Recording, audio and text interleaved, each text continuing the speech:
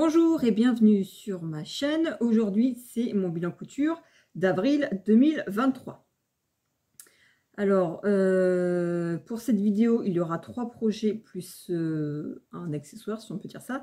Le premier projet est issu du Burda style d'avril 2021. C'est un modèle que vous m'avez déjà vu faire. C'est la chemise 105, donc qui est présentée ici. Voilà. Et du coup, aussi ici, si vous voulez, le dessin technique. Alors, c'est une chemise que j'ai déjà réalisée l'année dernière, je crois que c'est ça. Voilà, c'est la chemise 105 du 36 au 44, donc moi je l'ai fait en 38. Et il vous faut 1,60 m de tissu pour une laisse de 140. Il vous faut 6 boutons pour fermer la chemise. Alors moi, ce que j'ai fait, le mois dernier, je me suis cousu un kimono et il me restait du tissu. Et je me suis dit, il n'est pas question que je range ça dans mon stock parce que je vais retrouver ça dans 6 mois et je ne vais pas savoir quoi en faire. Donc j'ai décidé de tout de suite le couper. Donc si vous voulez, ce modèle-ci, j'avais pas assez pour faire les manches. Donc j'ai retiré les manches et l'empiècement qu'il y a ici, je n'en avais pas assez non plus. Enfin, j'en avais assez juste pour un seul, du coup, ce que j'ai fait pour doubler l'intérieur.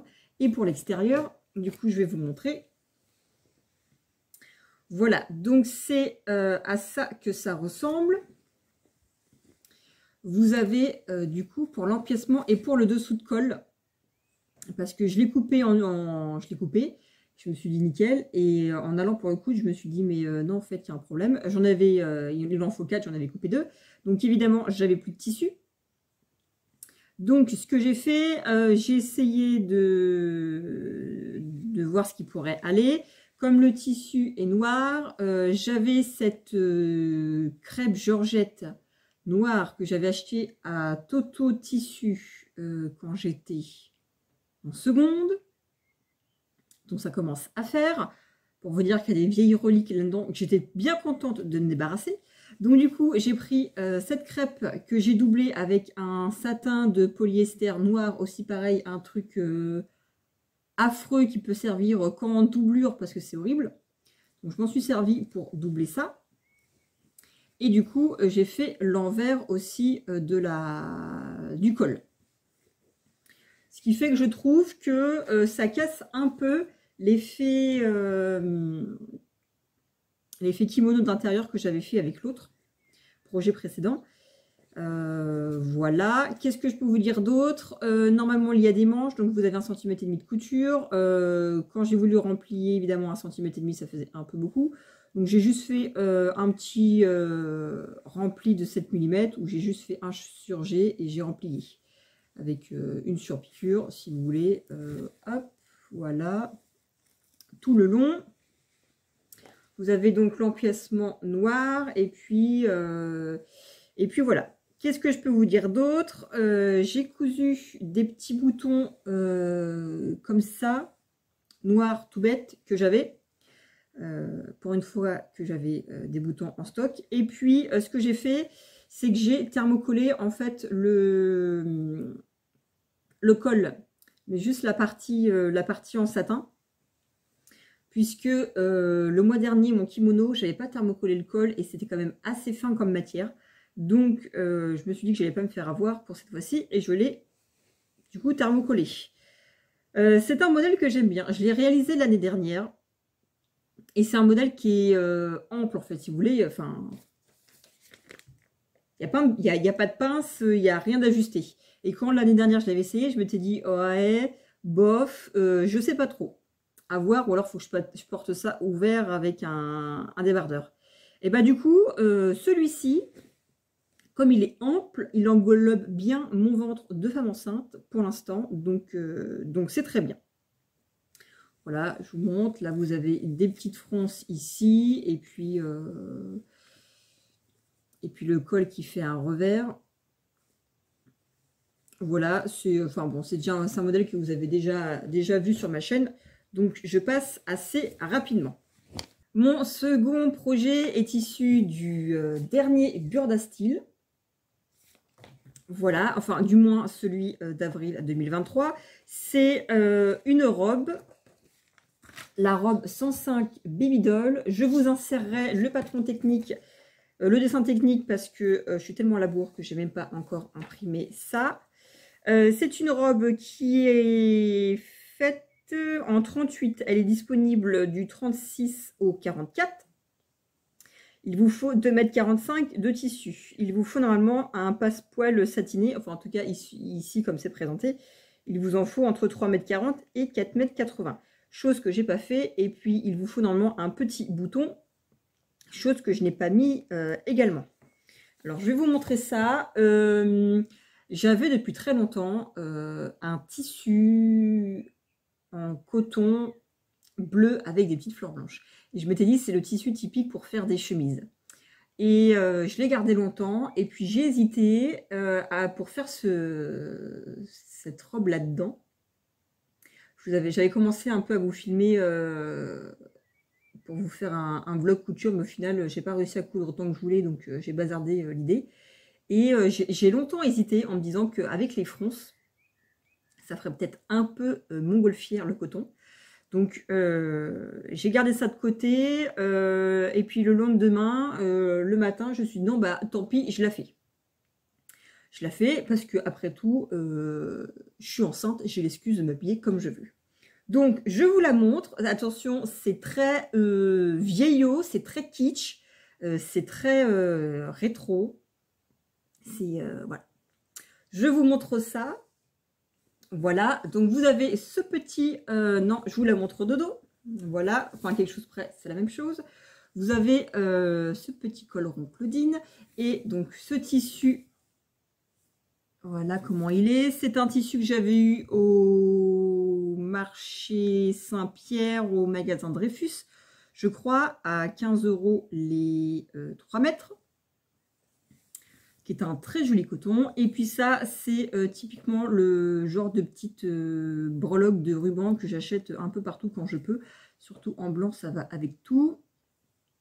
Voilà, donc, alors ça fait très, parce qu'elle est quand même un peu longue, ça fait très vieux, ça fait très cliché, ça fait très, je sais même pas ce qu'on pourrait dire, années 70, 80, je sais pas. Une fois que je l'ai porté, je me suis dit, ça fait très Lady Di. Mais genre les Didi qui sort de la maternité pour le prince William. Donc comme il a 40 balais, ouais, ça commence à faire. Donc je l'ai faite. Je vous ai pas dit les difficultés. Oh, c'était pas hyper dur. Difficulté 2 sur 4. Voilà, c'est ça. C'était pas hyper dur. Si vous voulez, vous avez des fronces que je me suis embêtée à essayer de bien répartir, sachant que de toute façon, comme j'ai un ruban qui passe par-dessus, ça ne servait à rien de faire un truc à peu près propre. Mais enfin bon, vous avez des manches 3/4, vous avez aussi des fronces au poignet. Donc ce que j'ai fait pour ce modèle-ci, normalement vous avez un bouton à coudre, si vous voulez dans le dos, vous avez un bouton à coudre et une bride. Ce qui fait que moi en fait j'ai remplacé ça par un petit crochet avec un petit œillet. Voilà. Tout simplement. Et puis après, ce que j'ai fait, le poignet. Le poignet, je me suis embêtée. J'ai fait les fronces, j'ai piqué une fois le poignet. Alors, sur le coup, j'ai pas fait attention parce que je ne l'avais pas piqué en tube. J'avais piqué ça comme un poignet de chemise.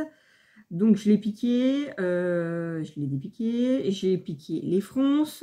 J'ai repiqué une première fois. Je me suis rendu compte que je l'avais mis dans le mauvais sens. Du coup, j'ai redépiqué. Entre deux, j'avais redéfait mes fronces. Donc, j'ai refait mes fronces. J'ai repiqué. J'ai voulu rabattre du coup sur l'endroit, sauf qu'à un moment donné, c'est assez étroit quand même hein, sous la machine. Je veux dire, il y a, je sais pas, il y a que ça qui passe et après tout le reste, il faut le faire passer au fur et à mesure.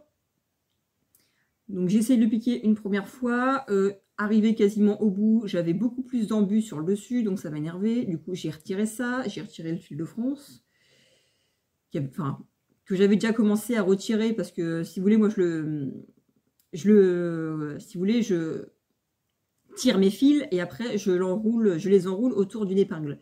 Entre deux, du coup, l'épingle, je l'avais retirée, donc ça c'était un petit peu barré. Donc du coup, j'ai refait mes fronces convenablement. Et ce que j'ai choisi de faire, c'est que pour aller plus vite et surtout pour faire plus propre, parce que du coup sur l'envers, Quand j'ai piqué sur l'envers, ça faisait vachement crado. Donc, je vous montre ce que j'ai fait. C'est que j'ai fait une petite... voilà, j'ai piqué ça à la main. J'avais piqué, enfin, j'avais déjà commencé à piquer mon petit galon, là. Et puis, j'ai tout rabattu à la main. Ce qui fait qu'à l'intérieur, c'est propre. Et je me suis dit qu'au final, j'avais gagné mon temps à le piquer, enfin, à le coudre à la main qu'à m'emmerder à la machine. Voilà. Qu'est-ce que je peux vous dire d'autre? Je l'ai essayé. J'ai pas vraiment beaucoup de miroirs chez moi, j'ai le miroir de ma coiffeuse, donc je l'ai essayé et je me suis pavanée devant ma coiffeuse. Mon mari, du coup, m'a regardé. Il a pris ses lunettes et il m'a dit « C'est ça ta robe ?» Donc je lui dis « Oui ». Il me fait « Ah bon ?» Je lui fais « Oui, je sais que c'est très kitsch, vieillot, à l'ancienne, ça fait très comme nos mamans auraient pu porter. » Je lui dis « Je sais, mais… » Je lui dis, il faut que tu l'imagines, mettons, parce qu'évidemment, ça fait hyper blousant, en plus c'est du coton, donc il y a les fronces au-dessus de la poitrine, donc ça c'est bien parce que du coup, je pense que j'aurai la place de mettre mon ventre et mes seins, si davantage mes seins grossissent plus. J'en sais rien, on verra bien, et du coup, c'est assez blousant, mais c'est vrai que ça tombe presque, j'allais dire, comme les blouses de nos grand-mères. Donc je lui ai dit, il faut que tu vois ça accessoirisé avec la taille cintrée, enfin la taille sous poitrine, hein, parce que de toute façon, une fois enceinte, vous n'avez plus de taille. Avec la taille sous poitrine ajustée. Et puis du coup, j'avais mes talons blancs, donc j'ai essayé avec mes talons blancs. Je ne suis pas sûre qu'à 9 mois, je porte encore mes talons, mais j'ai des petites derbies bleu marine en cuir, donc ça devrait le faire. Et voilà, donc du coup…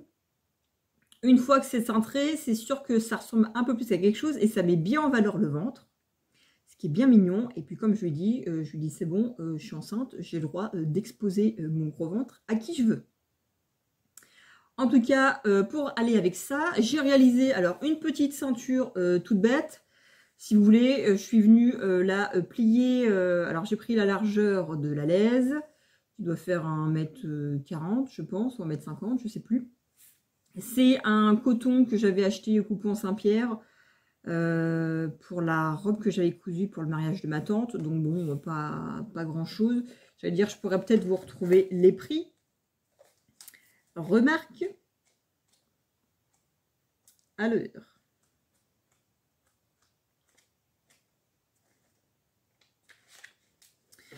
Alors, c'est un coton uni blanc Coupon Saint-Pierre à 12 € les 3 mètres. En 140 de l'aise. Voilà, c'est ça. Donc, j'ai plié en deux. Enfin, dans la longueur, dans la largeur. Et puis, j'ai piqué. J'ai fait une petite, une petite coupe en biais. Et puis, j'ai piqué ça, retourné. J'ai mis mon étiquette, une surpiqûre. Et puis, voilà. Donc, c'est pas grand-chose. Mais je pense que ça va largement améliorer la condition de cette robe. Voilà. Dites-moi ce que vous en pensez. En tout cas, moi, je la trouve trop mignonne. En plus, j'adore ce tissu-là. Ça fait longtemps que je l'avais. Et à chaque fois, je me disais, non, mais je vais faire une chemise dedans pour mon mari. Et après, je me disais, non, mais je vais faire un chemisier pour moi, avec des manches longues. Et puis là, je me suis dit, ah ben non, en fait, j'adore ce tissu-là. Et si ça peut être… je trouve ça aussi un peu symbolique. Enfin, je me dis, c'est la première chose de grossesse que je vais me coudre. Enfin, que je me suis cousue. Parce que bon, l'autre, je pense que je pourrais le mettre… hors grossesse, alors que ça, quoi que ça à voir. Même si je pense que je vais être un peu moins me pavaner une fois que mon ventre aura disparu là-dedans. Mais en tout cas, voilà, je suis assez contente de moi. Dites-moi si ça vous plaît, et puis si ça vous plaît pas, et ben tant pis. Voilà. Et puis du coup, pareil, il m'en reste un morceau parce que c'est 2,45 m. Du coup, c'est pareil que pour le tissu précédent. Je me suis dit, tu vas pas le ranger dans ton stock parce qu'après, c'est fini. Surtout qu'il me restait pas un gros morceau. Donc, j'ai coupé 2 petits projets pour ma fiole. Il y en a qu'un seul que je vais vous présenter parce que l'autre, je l'ai pas encore fini. Enfin, je l'ai même pas encore commencé. Je sais même pas d'ailleurs si j'ai les élastiques, c'est pour dire. Donc, le prochain et dernier projet, c'est le gilet réversible bébé 142 que je vous avais déjà présenté une fois. Donc, je l'ai fait en taille 86 qui correspond à du 1 an et demi.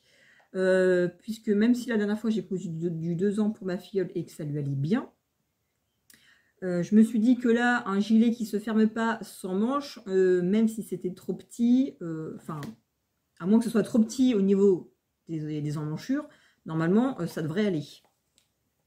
Donc, qu'est-ce que je peux vous dire d'autre? Je vais vous retrouver le numéro de la page.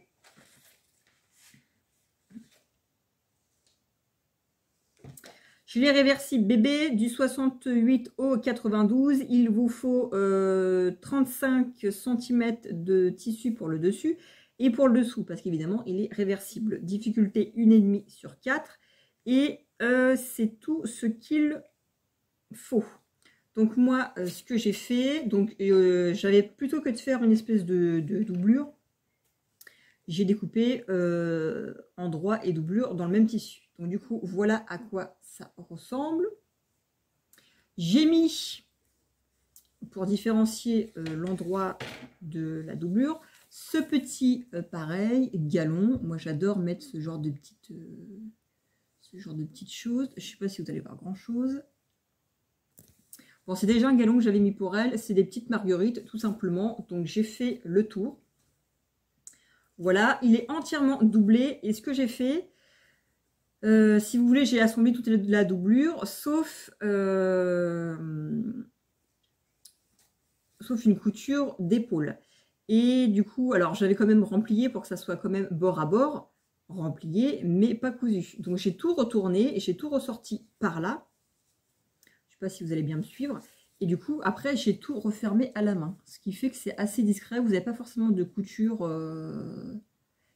j'allais dire, sur le milieu dos, comme on a l'habitude de voir sur les côtés. Donc voilà, j'ai tout retourné. J'avais juste laissé ça bord à bord, ici ouvert. J'ai tout piqué, j'ai tout retourné. Et du coup, je suis venue là aussi piquer, hop, un petit point à la main. Et puis, c'était rapidement fait. Donc, j'ai plus qu'à lui offrir, mais je lui offrirai en même temps que je vais lui faire son deuxième projet. Et puis voilà. C'est tout mignon. Et puis, elle sera assortie à sa marraine. Voilà. Qu'est-ce que je peux vous dire d'autre? Pas grand-chose. C'est un bilan qui va être assez rapide. C'est la fin de mon podcast. J'espère que ça vous aura plu. J'espère que peut-être que ça vous aura donné des idées. J'en sais rien. Je tenais aussi à vous remercier. Vous avez été nombreuses à me mettre de gentils petits commentaires pour me féliciter pour ma grossesse. Et voilà, je voulais vous en remercier parce que c'est hyper touchant. C'est marrant, ma collègue, elle m'avait dit, mais il y a des gens, tu vas t'attendre une certaine réaction et tu seras déçu parce que tu ne l'auras pas eu. Et elle m'avait dit, tu as d'autres personnes où tu sais pas pour... Enfin, tu t'attendais pas à avoir une réaction comme ça et les gens vont te... Comment dire Ah, comment on dit? Les gens vont te surprendre dans le bon sens. Et c'est vrai que, donc il y en a qui m'ont surpris dans le mauvais sens, enfin déçu, mais bon, c'est comme ça. On peut pas, enfin tout le monde ne réagit pas forcément comme on voudrait, et il y en a qui ont super bien réagi. Et c'est vrai que je vous avoue, alors c'est marrant parce que c'est ce que je disais à mon mari, je dis c'est des inconnus, plus ou moins, on se connaît sans se connaître, j'en sais rien, et je dis, bah, enfin, tout le monde est heureux. Et alors, il y en a plein qui ont remarqué. Pourtant, j'avais essayé de rester discrète en me disant, l'étale pas trop vite parce que s'il y a un souci, on ne sait jamais. Mais voilà, c'est vraiment mignon. Je vous en remercie. Et même si c'est ce que je disais souvent à ma mère l'autre jour, j'ai dit, quand on apprend que quelqu'un se marie ou va avoir des enfants, même si on ne le connaît pas, que ce soit le fils d'une amie ou machin, souvent, je trouve qu'on est toujours content pour cette personne-là. Même si on ne la connaît pas, on sait, enfin, je pense, hein, mais on se dit forcément que c'est un grand bonheur et on est toujours content pour ces gens-là. Et c'est vrai que, voilà. Là, du coup, pour une fois, c'est moi qui est de l'autre côté. Et en tout cas, je vous en remercie pour toute votre bienveillance, tous vos gentils messages, tous vos félicitations. Et puis voilà. Bon, en tout cas, je vous embrasse et puis je vous dis à bientôt pour une nouvelle vidéo. D'ailleurs, Bah, du coup, vous savez que pour le mois prochain, vous aurez un troisième vêtement dans ce tissu-là. Voilà. En tout cas, je vous embrasse et je vous dis à bientôt.